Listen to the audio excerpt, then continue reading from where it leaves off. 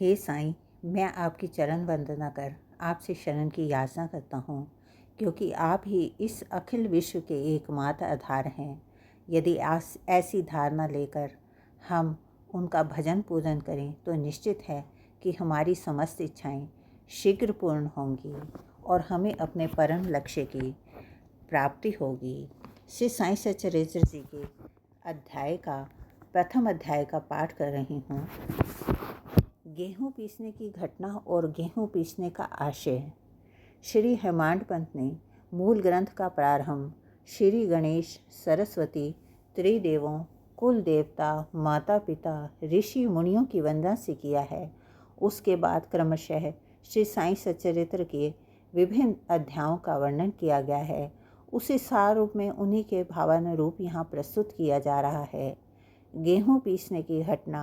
1910 में एक दिन मैं सवेरे श्री साईं बाबा के दर्शन के लिए मस्जिद में गया। वहाँ का विचित्र दृश्य देखकर मेरे आश्चर्य का ठिकाना न रहा कि साईं बाबा मुंह हाथ धोने के बाद चक्की पीसने की तैयारी में जुटे हैं। उन्होंने ज़मीन पर एक टाट का टुकड़ा बिछाया और उस पर हाथ से पीसने वाली चक्की रखी। फिर उन्होंने कुछ गेहूँ डालकर पीसना शुरू कर दिया। मैं सोचने लगा कि बाबा चक्की में गेहूँ पीस रहे हैं, ऐसा करने में उनका क्या लाभ है। उनके पास तो कोई है भी नहीं और वे अपना निर्वाह भी भिक्षावृत्ति से ही करते हैं। उस समय वहाँ उपस्थित अन्य लोगों की भी कुछ ऐसी ही धारणा थी, परंतु उनसे पूछने का साहस भला कौन कर सकता था। बाबा के गेहूँ पीसने की खबर शीघ्र ही सारे गांव में आग की तरह फैल गई। उनकी यह अद्भुत लीला देखने के लिए शीघ्र ही नर नारियों का समूह मस्जिद की ओर दौड़ पड़ा। भीड़ को चीरते हुए 4 निर्भीक स्त्रियां आगे आई और बाबा को जबरन वहाँ से हटाकर उनके हाथ से चक्की की मुठ छीन ली और उनकी लीलाओं को गाती हुई स्वयं गेहूँ पीसने लगी। पहले तो बाबा को क्रोध आया, फिर उनका भक्ति भाव देखकर वे शांत भाव से मुस्कुराने लगे।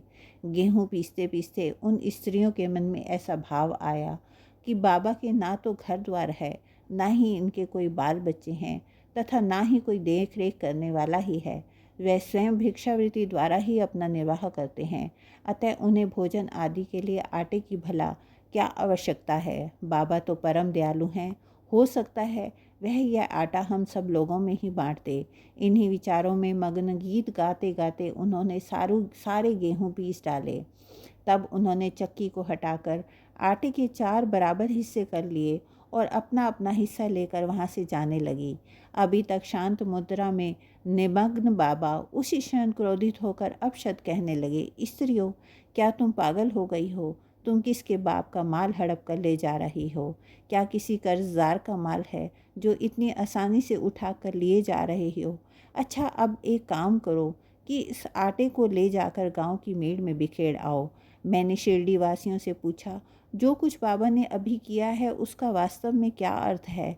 उन्होंने मुझे बतलाया कि गांव में हैजे का प्रकोप चरम सीमा पर फैला हुआ है और उसके निवारण के लिए ही बाबा का यह उपचार है। अभी जो कुछ तुमने पीसते देखा है वह वास्तव में गेहूँ नहीं, हैजा था जो पीस कर नष्ट कर दिया गया। इस घटना के बाद सचमुच हैजे की संक्रामकता शांत हो गई और सभी ग्रामवासी स्वस्थ हो गए। यह जानकर मेरी प्रसन्नता का और छोर ना रहा।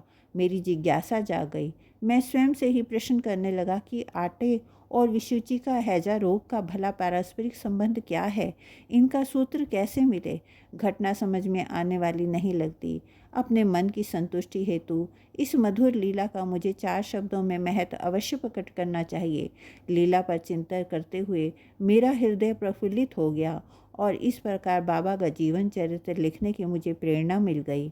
यह तो सब जानते ही हैं कि यह कार्य बाबा की कृपा और शुभ आशीर्वाद से सफलतापूर्वक संपन्न हो गया।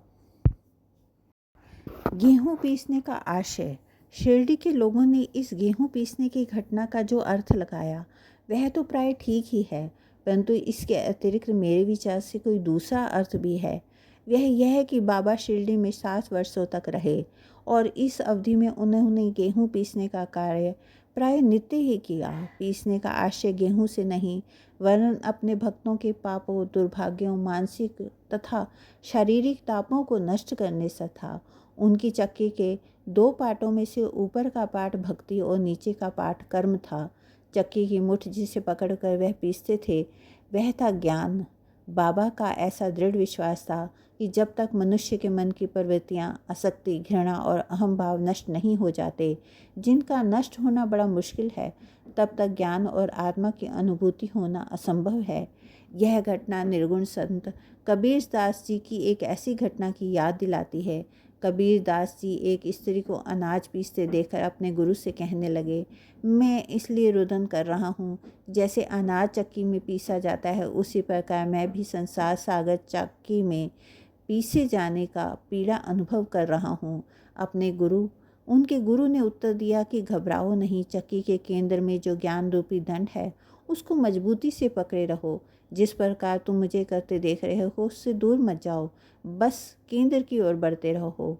और ये निश्चित है कि तुम इस प्रकार संसार सागर रूपी चक्की से निश्चय ही बच सकोगे।